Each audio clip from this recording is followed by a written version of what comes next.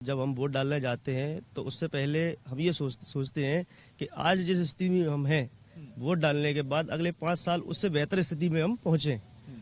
लेकिन जब से मैं छोटा था, अब लेकिन बड़ा हूं, तो इन 20 सालों में बहुत ज़्यादा बदलाव देखने को नहीं मिला है।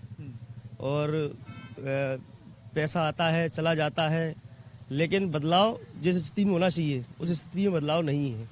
अब अपन जैसे हॉस्पिटल की बात ले लें तो विशाल बिल्डिंग है, बड़ी मतलब अच्छी खासी मशीनें भी आ गई हैं, लेकिन डॉक्टर्स की इतनी भारी कमी है कि कोई भी थोड़ा सा सीरियस पेशेंट चला जाए तो उसको तत्काल ग्वालियर रेफर किया जाता है।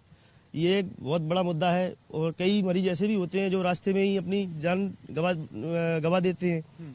और रही बात पढ़ाई पर, आप आ जाएं शिक्षा पर, तो शिक्षा में यहाँ पर आदमी अगर चाहे वो केवल BA, BSc, इसके अलावा कुछ है ही नहीं। और ले देके कुछ बचता है तो LLB, इसके अलावा दूसरी कोई ऐसी डिग्री नहीं है जो यहाँ मौजूद होकर आदमी उसको हासिल कर सके। जितनी भी इंजीनियरिंग डिग्रियाँ हैं वो सारी भिंड से बाहर हो रही हैं। ठीक है, PSC की तैयारी आदमी करना चाहे तो वो उस स्तर पर नहीं कर पा रहा, बाकी छोटे मोटे कोचिंग क्लासेस में चला जाता है, लेकिन वो अपने मतलब मन जैसी PSC तैयारी नहीं कर पा रहा है। बीच में हमारे कलेक्टर साहब आए थे, इलैया राजा टी, तो उन्होंने एक संकल्प कोचिंग स्टार्ट की थी जो मुफ्त में युवाओं को अच्छी शिक्षा देने का काम कर रही थी। लेकिन आज के दौर में वो भी नहीं है। तो चूंकि क्या है कि यहाँ के जो जनप्रतिनिधि हैं उनका ध्यान शिक्षा, स्वास्थ्य इन पर है ही नहीं। उनका ध्यान जो है वो अपनी संपत्तियों को बढ़ाने में, ठीक है, बाकी जो है सो चल ही रहा है। अब ना वोट हम तो बदलाव से देंगे और नया चेहरा हमारे बीच, नया विधायक चुनेंगे अपना, जो अभी राहुल सिंह कुशवाहा है। सबको देखा मैंने, 3 बार वोट डाला, हर विधायक को दिया, लेकिन जमीन पे कोई धरातल पे काम नहीं, विकास नहीं, शिक्षा की जरूरत नहीं, चाहे बच्चा पढ़ने के लिए कोई कॉलेज की यहाँ व्यवस्था नहीं, मेडिकल कॉलेज नहीं, एग्रीकल्चर कॉलेज नहीं, मूलभूत सुविधा। हम अगर इंटर वाल एग्रीकल्चर कराना चाहें तो हमारे यहाँ भिंड ग्वालियर में कोई कॉलेज नहीं है।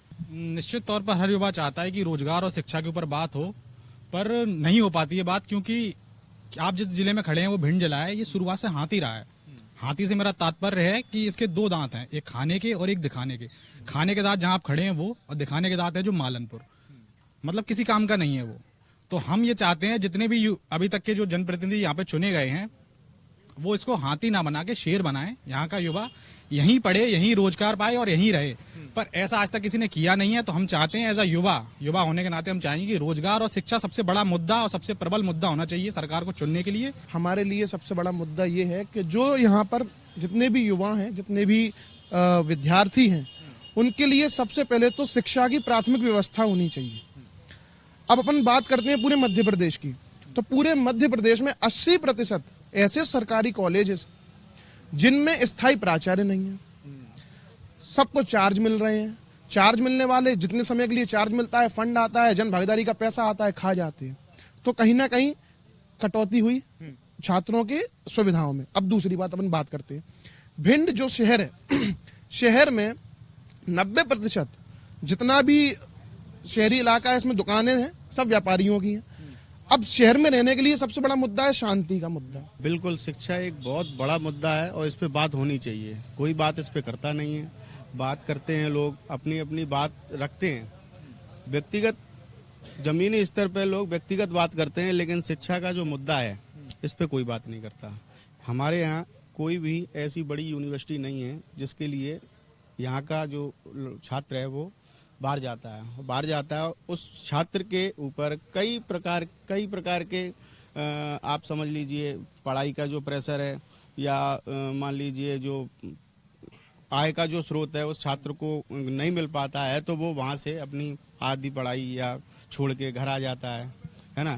तो अगर यहाँ पे अगर कोई ऐसी यूनिवर्सिटी होगी जिससे हमारा जो छात्र है, जैसे हमारा जो घर का भाई है वो बाहर जाता है, वो बाहर नहीं जाए, यहाँ पढ़ेगा, तो उसको आर्थिक जो उस मद्दी है उससे जूझते हुए नहीं, वो उस चीज़ के बीच में नहीं आएगी, पैसा बीच में नहीं आएगा और उसको बढ़िया शिक्षा मिलेगी। और आए दिन जो आप देख रहे हो जैसे बच्चे कोटा जा रहे हैं, तो उनके साथ आए दिन हादसे हो रहे हैं, डिप्रेशन में आ रहे हैं बच्चे।